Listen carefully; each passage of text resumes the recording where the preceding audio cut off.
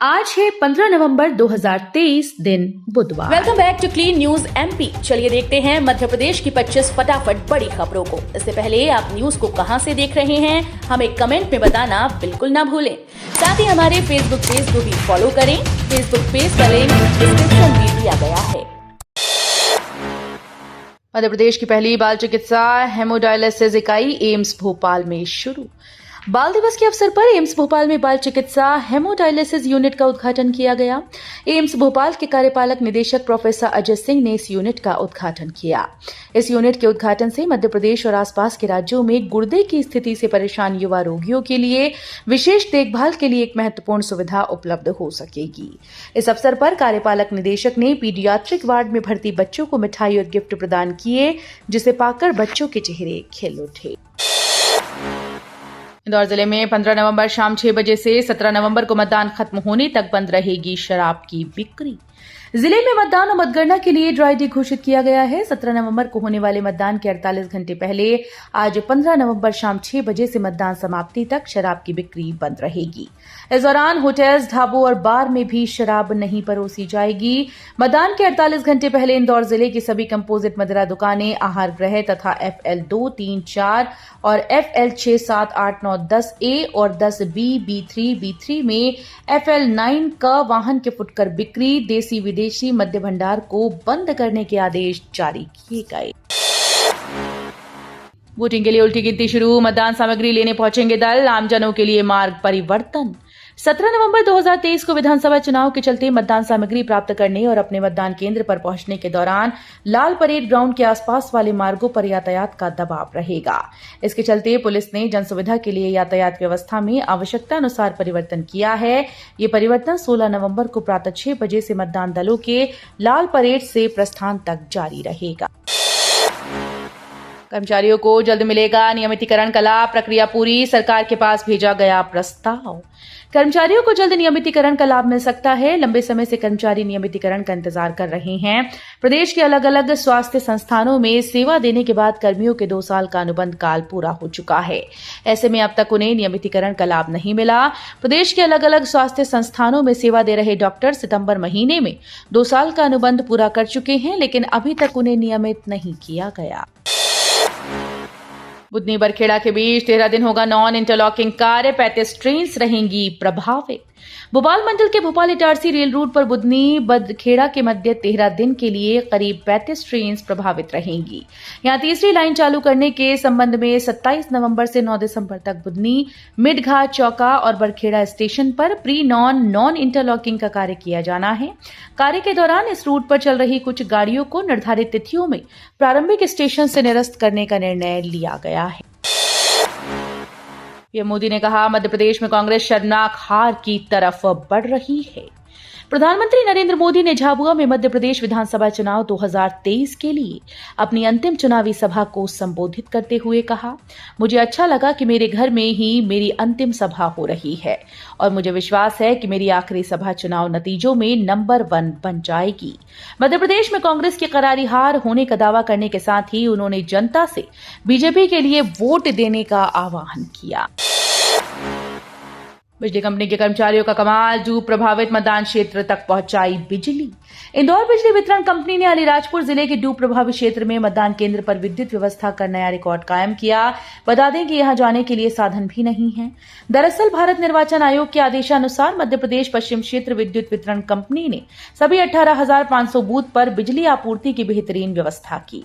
Company के प्रबंध निदेशक अमित तोमर ने बताया कि इंदौर व उज्जैन संभाग के सभी 15 जिलों में आयोग के आदेशानुसार बूथ पर बिजली के व्यापक प्रबंध किए गए हैं। सांसद नकुल नाथ ने कहा, कांग्रेस की सरकार बनते ही उमरा नाला को बनाएंगे नगर पंचायत। चुनाव से पहले भांजे भांजियां, बेटे बेटियां सभी भाजपा को खूब याद आते हैं और बहना तो लाडली हो जाती है। लेकिन चुनाव के बाद के हालात तो आप सभी के सामने हैं। बेटियों पर आए दिन अपराध हो रहे हैं। मामा के भांजे रोजगार के लिए दर दर भटक रहे हैं। बेटे बेटियां कुपोषण का शिकार हैं और अब बहनें लाडली नहीं रहीं। भाजपा ने अपने घोषणा पत्र में लाडली बहनों को सम्मिलित ही नहीं किया। उज्जैन में मुख्यमंत्री शिवराज सिंह चौहान ने लिया संकल्प, हर बहन को बनाऊंगा लखपति। मुख्यमंत्री शिवराज सिंह चौहान मंगलवार दोपहर उज्जैन पहुंचे। यहां उन्होंने भाजपा द्वारा मालीपुरा में उज्जैन उत्तर विधानसभा क्षेत्र के प्रत्याशी अनिल जैन कालू हेड़ा के समर्थन में रखी चुनावी सभा को संबोधित किया। सीएम ने अपने हाथ ऊंचे कर 2 संकल्प दोहराए, हर एक बहन को लखपति बनाने का और दूसरा प्रत्येक परिवार के एक सदस्य को रोजगार देने का। मध्य प्रदेश से हुई सच के साथ सीनियर्स अभियान की शुरुआत, फर्जी खबरों से बचने के दिए गए टिप्स। फेक और भ्रामक सूचनाओं से वरिष्ठ नागरिकों को भी काफी नुकसान होता है। ऐसा गलत सूचनाओं के जरिए, इंटरनेट के जरिए लोग न सिर्फ आर्थिक बल्कि सामाजिक नुकसान भी पहुंचा सकते हैं। कई बार फर्जी और भ्रामक सूचनाओं के चक्कर में लोगों के जान माल पर भी बन आती है। इन सबसे बचने के लिए मध्य प्रदेश के 3 शहरों में मंगलवार को विश्वास न्यूज ने मीडिया साक्षरता अभियान सच के साथ ही सीनियर्स की शुरुआत की। बीएसपी सुप्रीमो मायावती ने ईवीएम पर उठाए सवाल, बोली जब से इससे चुनाव हुए तब से नीचे आया party graph. Bahujan Samaj party के प्रमुख मायावती ने मुरैना और भिंड में चुनावी सभाओं को संबोधित किया। उन्होंने इस दौरान भाजपा पर निशाना साधा। उन्होंने ईवीएम से चुनाव पर सवाल उठाए और बसपा का ग्राफ नीचे आने के लिए ईवीएम पर दोष मढ़ा।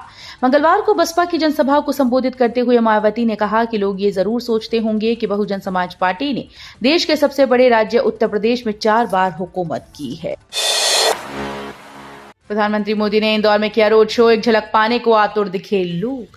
प्रधानमंत्री नरेंद्र मोदी ने मंगलवार को इंदौर में रोड शो किया। बड़ा गणपति से लेकर राजवाड़ा तक होते हुए रोड शो में अपार जनसमूह मोदी की एक झलक पाने को आतुर दिखा। शाम 6:15 बजे बड़ा गणपति से जैसे ही मोदी खुली जीप में सवार हुए, लोगों ने जय श्री राम के नारे लगाने शुरू कर दिए।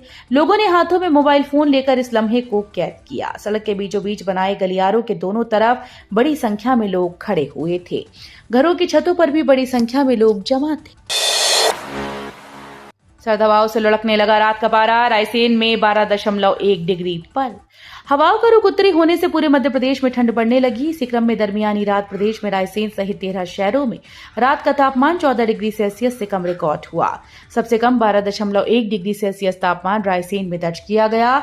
इस दौरान हिल स्टेशन पचमढ़ी में पारा 11 डिग्री सेल्सियस पर पहुंच गया। एनपीएस में शामिल केंद्रीय कर्मी अपने खाते से निकाल सकेंगे अब इतनी राशि।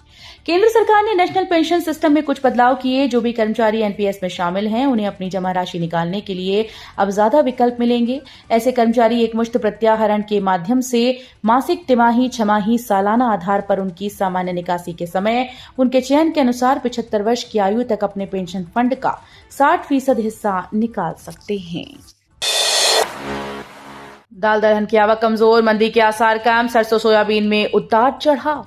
दाल दलहन का कारोबार सामान्य रहने के आसार जताए गए। कमजोर आपूर्ति के कारण अनुमान लगाया जा रहा है आवक बेहद कम बनी हुई है। वहीं मांग और खपत की तुलना में आपूर्ति कम होने की वजह से ऊंचे स्तर पर दलहन के भाव रिकॉर्ड किए जा रहे हैं। सरसों सोयाबीन में स्थिरता बनी हुई है, जबकि गेहूं में लंबा उछाल देखने को मिल रहा है। प्याज के भाव धीरे धीरे सामान्य स्तर पर लौट रहे हैं, जबकि सुजाता गेहूं की कीमत में हर दिन में बदलाव देखी जा रही है। बसों से कहीं आने जाने की योजना है तो बदल दें। बसों से कहीं बाहर आने जाने की कार्य योजना है तो बदल दें। कहीं ऐसा ना हो कि बीच सफर में आपको परेशान होना पड़े। दरअसल विधानसभा चुनाव के मद्देनजर 17 नवंबर को होने वाले मतदान के लिए मतदान दलों को मतदान केंद्रों तक ले जाने और मतदान पश्चात मतदान सामग्री सहित वापस लाने 732 यात्री बसों का अधिग्रहण किया जाना है, जिसमें 300 स्कूल बसें भी शामिल हैं। कमलनाथ बोले 20 साल में एमपी चौपट प्रदेश बन गया। ये चुनाव मध्य प्रदेश का भविष्य तय करेगा। पूर्व मुख्यमंत्री कमलनाथ सीहोर में थे। उन्होंने जिले के श्यामपुर विधानसभा क्षेत्र में चुनावी सभा को संबोधित किया। उन्होंने कहा कि 20 साल में प्रदेश भर में चौपट प्रदेश बन गया। ये चुनाव मध्य प्रदेश का भविष्य तय करेगा। कमलनाथ ने कहा कि मध्य प्रदेश आज चौपट प्रदेश बन गया है। स्वास्थ्य, शिक्षा, रोजगार सब चौपट है। एमपी में स्वास्थ्य सेवाएं नहीं मिल रही, शिक्षा व्यवस्था चौपट है, स्कूल में शिक्षक नहीं। इनके राज में एमपी में केवल भ्रष्टाचार हुआ।